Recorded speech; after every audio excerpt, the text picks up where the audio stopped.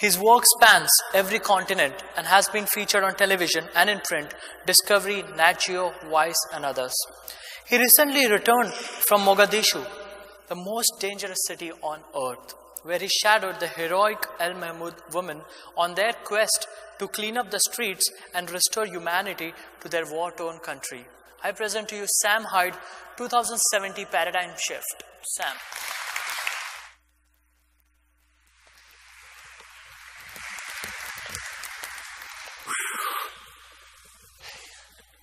Can I have this water here? Is this anybody's? I'm claiming that right there. All right.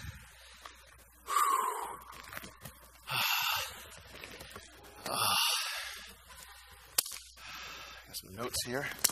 Did I just drop the mic pack? Oh, good. Okay. Keep that on me. Otherwise, you guys can't hear me.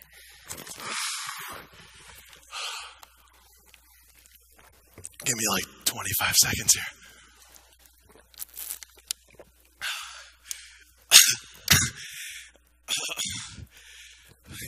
Give me like 10 more seconds. Oh man, this thing. Can we turn this up a little bit so I don't have to turn my head into it? Can you how about now? Test. Hey, there you go. Yeah, I'll talk to you later. You're doing a good job. Oh man, okay. Can we reset the clock so I have another minute extra? Please?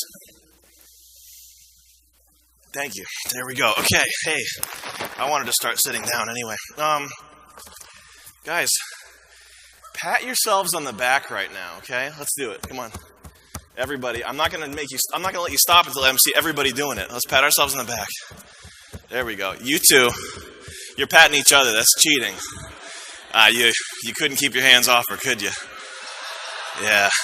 Hey, I don't blame you. She's a cutie. Hey, guys. That pat on the back right there is for saving the world. I'm looking at young minds right now. You guys are all intelligent. I know that you did good in school. I didn't do that. You especially.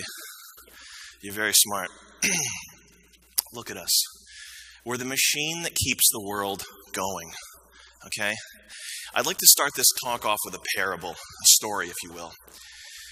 I was at a college, a second tier, not an Ivy League school, a second choice school. And I was in a class, and there was a student in that class, okay? And the teacher, he was spouting some horrible nonsense about how, it was something about how women's rights are not legitimate, something that everybody knew was false. But if anybody had spoken up, he would have taken extreme joy in failing them, okay? Nobody spoke up. One person raised his voice.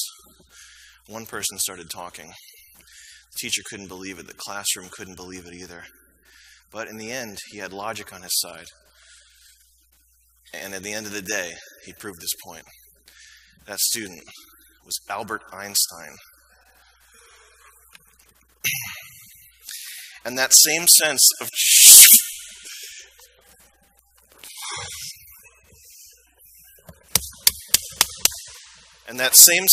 childlike play and innocence that we know from Albert Einstein, I can sense it in this room today. TEDx, Drexel University, Next X. So you got to be thinking to yourselves right now, who's this 22-year-old kid up on stage with a chip on his shoulder and his heart on his sleeve and the world in his eyes? Well, that's a tough question, asking somebody to define who they are. I much prefer to ask, what inspires that person? What inspires you? What inspires you? What inspires you? I want an answer. What inspires you? You better find something, man. Don't worry about it. Possibilities. What inspires me is teaching African refugees how to program JavaScript. What inspires me is finding out how to use maglev trains to get resources to the moon. These are the challenges that tomorrow's going to face. Okay? How are we going to get clean drinking water to 2 billion Chinese people? You got an answer? Get inspired. I'm going to be picking on you. The second thing that inspires me are ideas. Ideas are amazing. Ideas are like currency. Ideas are what drives the world. Ideas are what we need to get to the next stage. And not just great inventions like the train, little things like this microphone that enables me to speak to the unwashed masses. TED Talks. TED Talks are another great idea. Where would we be right now? And we have to talk about it because great ideas don't come in all shapes and sizes. 9/11, September 11th. And we're going to use some reverence here and not be silly about this, but look at what they accomplished with no weapons and just 11 guys who didn't even speak English. And that proves that sometimes great ideas are actually horrible ideas. So, I'm Sam Hyde. I'm an important thinker. I'm a creator, innovator, artist, idea. But above all else, I'm a passionate, childlike innovator. I've been all around the globe.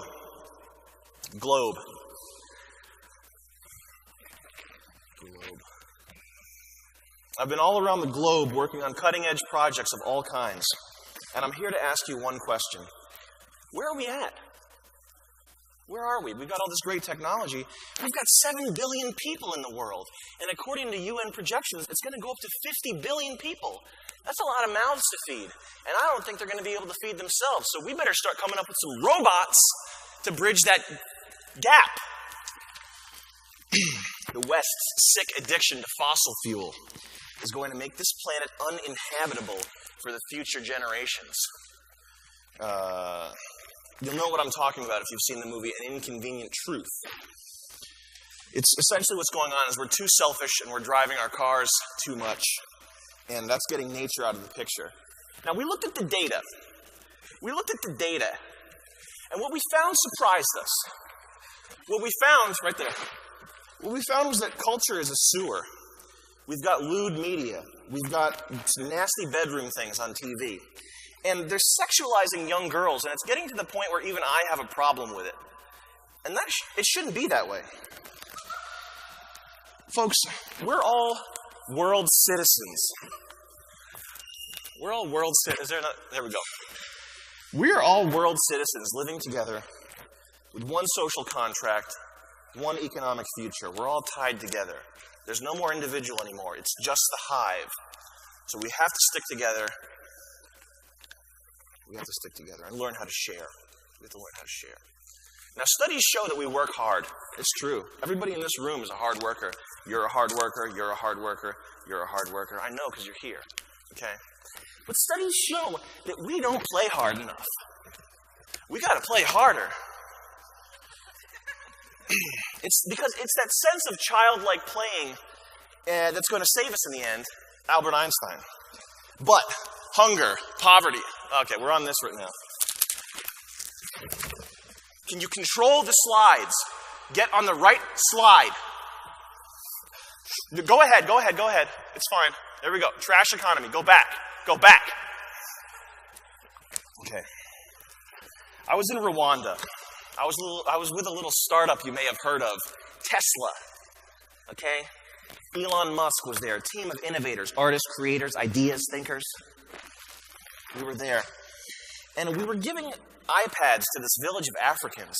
And it was so freaky because, they're so intuitive. You just doop, swipe it, and it works. But these guys, we gave them like 2-hour tutorials, and they couldn't figure out how to use the freaking things. The problem is us. The people in this room right now, the solution is us. The problem is greedy corporations. We do things that matter. New York Times. I'll just skip ahead here. By my calculations, we have 5 years until the world ends. Unless we can start to reverse things like pollution and war. Pollution, war. These are big problems. Fix it now! Close your eyes. Everybody in this room, close your eyes. I'm not going to do anything weird or sensual with you. Close your eyes. We're going to change some minds right now. Everybody close your eyes. Okay, close them. Seal them up. Seal them up good. You, especially you. I want those eyes closed. Get on it. Make sure your friend has her eyes closed too. Now look, this is a pivotal moment in human history. Right now, in this room, Drexel University, TEDx, NextX, this is the time to be doing this. Take this moment in, breathe deeply, okay? Neurons are firing in your brain right now. You're more alert. You're astrally projecting. You're getting a little bit high on the sound of my voice. I have a nice timbre to it. I know that I'm a good public speaker. You're drinking bulletproof coffee. And you don't even realize you're getting all jagged up in the head listening to my presentation. You're going to remember this forever. 2070, future, now. What? 2070 predictions. The next 50 years are going to be some serious stuff. Seafloor farming. 75% of the world's surface not being used by agriculture.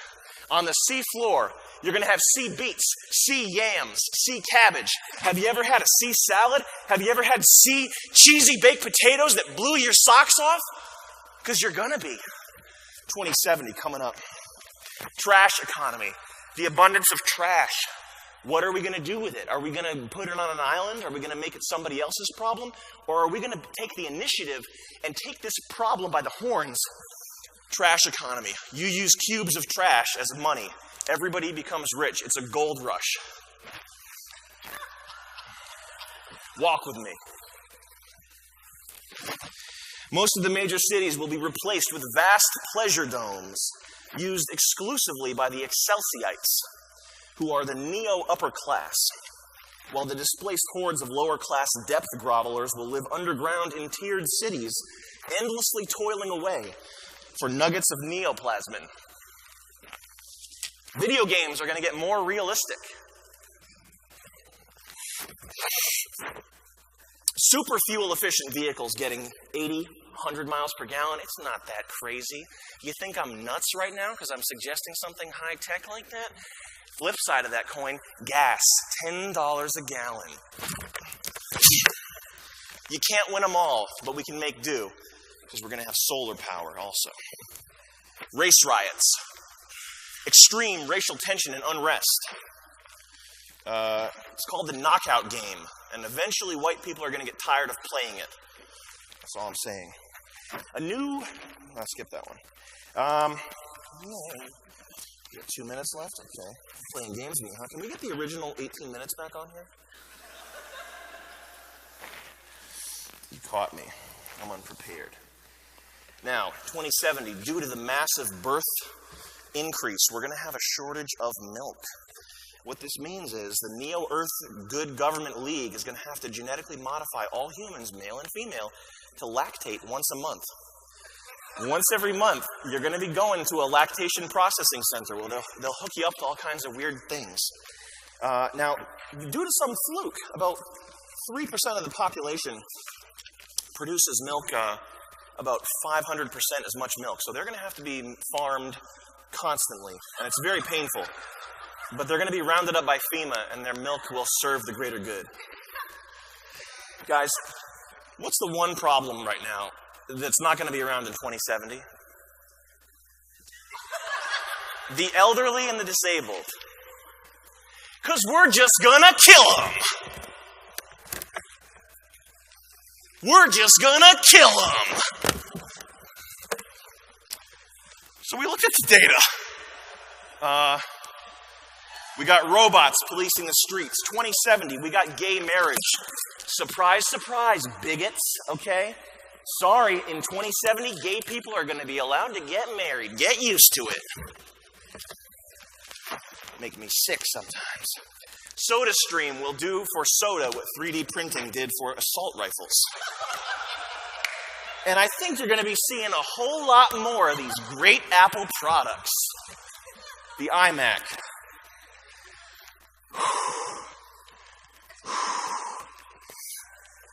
You're probably thinking this is some pretty deep stuff, and you're right.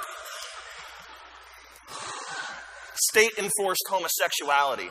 I don't have a problem with that. It's equal. Facebook as your birth certificate. Mac iPads built into every school desk for every child. 3D printers are kids' toys, and the newest 3D printer, your kid is going to be printing up 3D Muslim Barbie dolls. 2070, gay men have actually developed reproductive organs inside of their area, and a new generation of children are born from inside gay men. What else we got here? Good luck searching for Al-Qaeda on the internet in 2070. You'd have better luck going next door and asking them in person. What else we got here? You are not going to like that one. Nobody's going to like that one. Let's do this here. Can we get one final pat on the back, everybody? Pat yourselves on the back. Please do it. You are going to be the future. That's a good thing. You're going places, kid. You're going, man, we're so screwed. 2070, Israel, straight up ripped off the map. Bye! Bye-bye! Bye! Not my choice. It's probably what's going to happen. Okay. Anybody else have any predictions? What do you think is going to happen?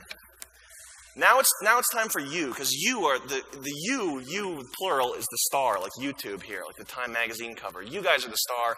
I'm just some crazy guy. I'm not cool. What predictions do you have? 2070. Make a real one. Let's have something real here. You don't know that. I'm going to have your mind uploaded to my BlackBerry. You'll be here. You'll be cryogenically frozen. I know it. Anybody have any predictions? What do you think is going to happen in 2070? I think it's going to be better than what we have right now. I think there can't possibly be anything worse than what we have right now. Which implies it's going to be better. Hey, man. Thank you. Thanks for having me here. What do you want me to walk through here? Right here.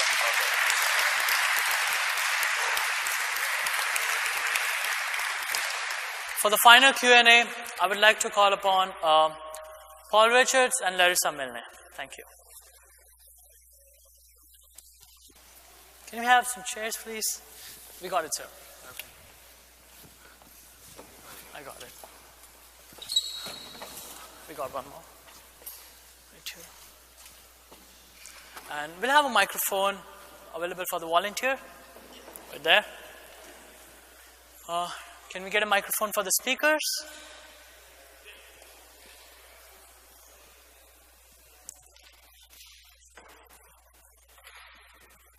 There. Thank you, Mohammed. So, I'm sure we have a lot of questions. Let's begin. We have a question right here. Okay. This is for Mr. Hyde. Obviously, your presentation made a big impact on all of us, but I'd like to know what messages that you'd like us to take away from that exactly.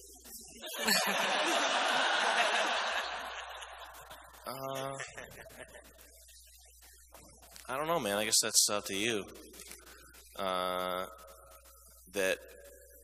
don't know. It's nothing. It's just a bunch of crap.